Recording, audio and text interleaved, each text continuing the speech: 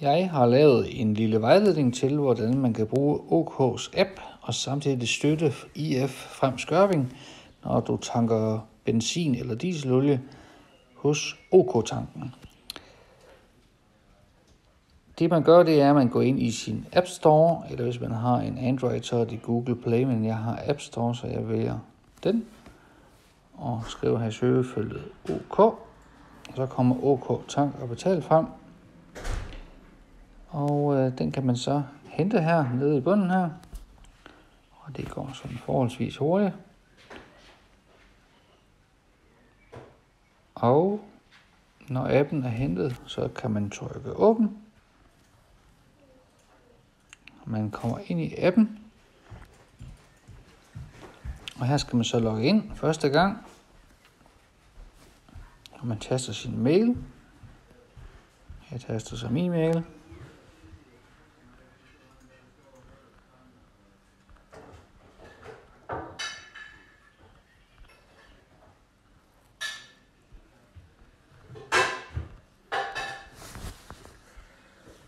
Og i og med, at jeg har været inde før, så skal jeg bare taste mit password, ellers så skal man lige skrive sit navn og e-mail 2 gange.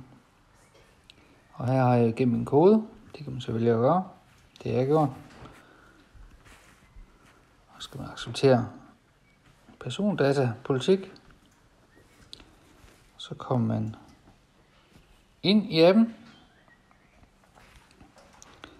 Og her kan man så vælge, hvordan man vil betale. Man kan vælge et OK-kort, man kan vælge sit eget dankort, eller man kan vælge MobilePay.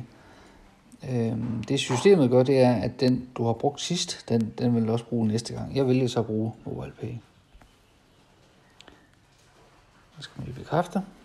Og når man kommer ind, så er det en ting, der er vigtigt, det er at slå det, der hedder tilladelse til lokationsdeling.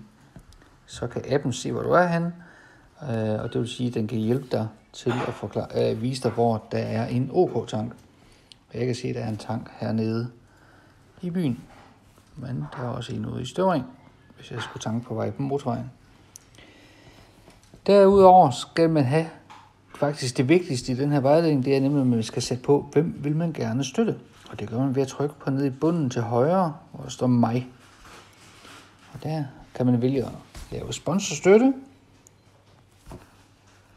Og hvis man trykker på pilen ned her, så kan man se, hvilke det er. Og dem, jeg har valgt, det er altså IF Frem Skørping. Det er dem, jeg vælger at støtte. Men her vælger man at trykke på den. Og så